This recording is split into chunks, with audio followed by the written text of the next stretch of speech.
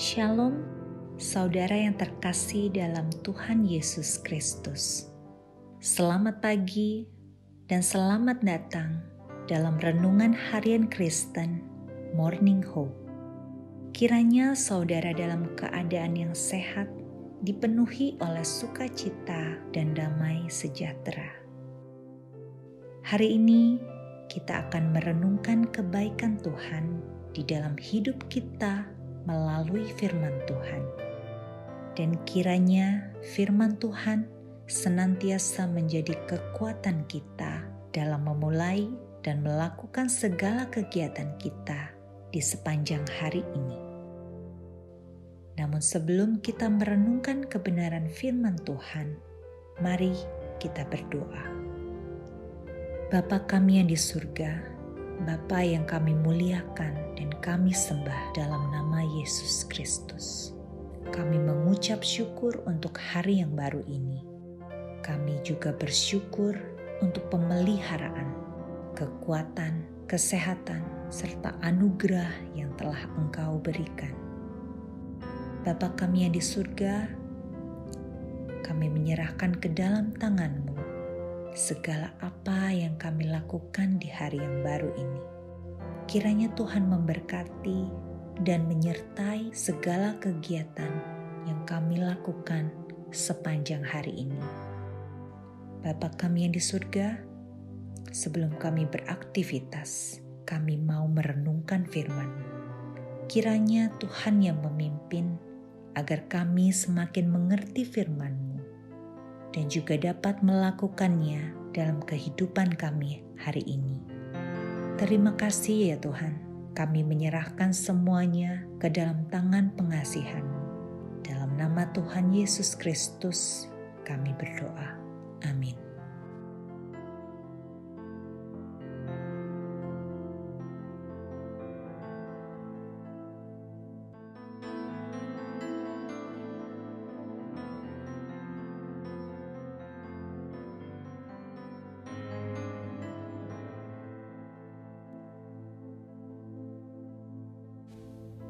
Seperti seorang bapa mengasihi anaknya, adalah ungkapan yang sering kita dengarkan untuk menjelaskan kasih seorang bapa. Kasih yang ditunjukkan dengan cara yang tidak mudah untuk ditebak, namun sangat terasa dan berdampak bagi anak-anaknya. Misalnya seorang ayah akan menunjukkan kasih kepada anaknya bertujuan untuk mengajari atau mendidik anaknya, dengan harapan supaya anak tersebut nantinya menjadi mandiri, terampil, dan bertanggung jawab. Tentu ia tidak akan memberikan segala permohonan anaknya, karena dengan menuruti semua keinginan anaknya, maka si anak tersebut juga akan dapat rusak. Seperti gambaran di atas, hubungan orang percaya dengan Tuhan bagaikan seorang ayah kepada anak-anaknya. Tuhan Allah tidak menuruti permintaan kita sepenuhnya, dan hal itu mempunyai tujuan untuk meneguhkan kita sendiri. Ia membiarkan suka dan duka untuk mematangkan iman kita. Di dalam perjanjian lama, jika umatnya menyimpang dan berpaling dari Tuhan, maka Tuhan Allah sendiri yang akan menghajar dan mengajar umatnya. Mereka dihukum dengan berbagai macam cara, seperti masuknya mereka ke dalam pembuangan atau penjajahan. Tetapi bagaimanapun hukum itu diberikan, Tuhan Allah berjanji bahwa Ia akan selalu menyertai umatnya.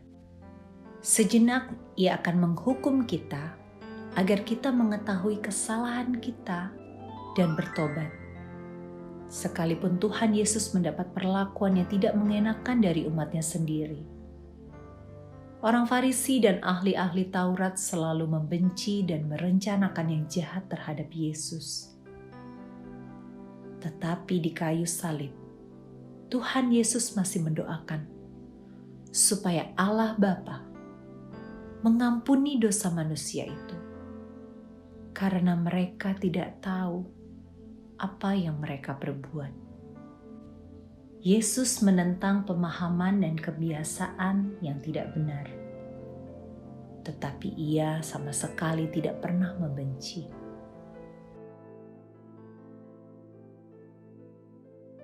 Jika Ia baik, maka saya akan baik. Jika Ia jahat, maka saya akan lebih jahat. Prinsip demikian juga harus diluruskan, bahwa hal tersebut tidak benar menurut hukum kasih Tuhan Yesus. Jika kita harus berpikir membalaskan dendam, maka tidak ada kelebihan kita sebagai pengikut Kristus dibandingkan dengan pengikut dosa.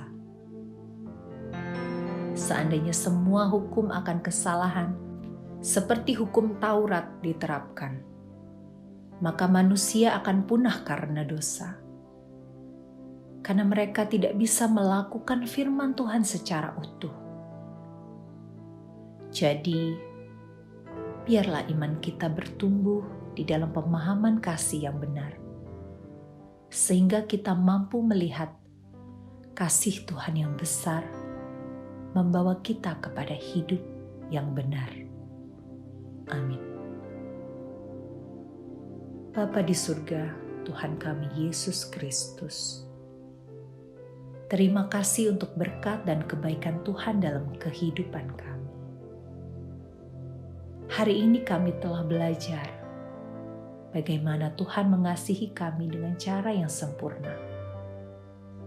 Dan di dalam kesempurnaan kasih Tuhan, kami dibentuk dan kami mengerti bahwa Tuhan tetap mengasihi kami di dalam segala keterbatasan dan dosa-dosa kami.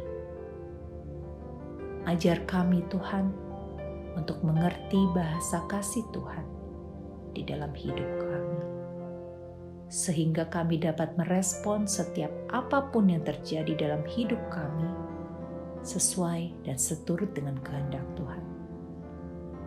Ajari kami Tuhan untuk menikmati kasih Tuhan dalam hidup kami dan juga membagikan kasih itu kepada orang-orang di sekitar kami, sehingga nama Tuhan dipermuliakan.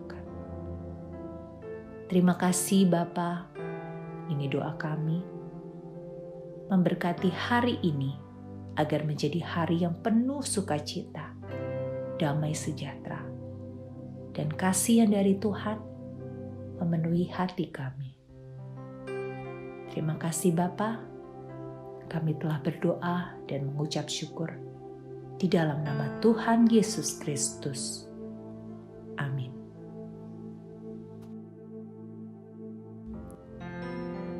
Demikian renungan kita pada hari ini. Kiranya sukacita dan damai sejahtera memenuhi kita sepanjang hari. Tuhan Yesus memberkati. Shalom.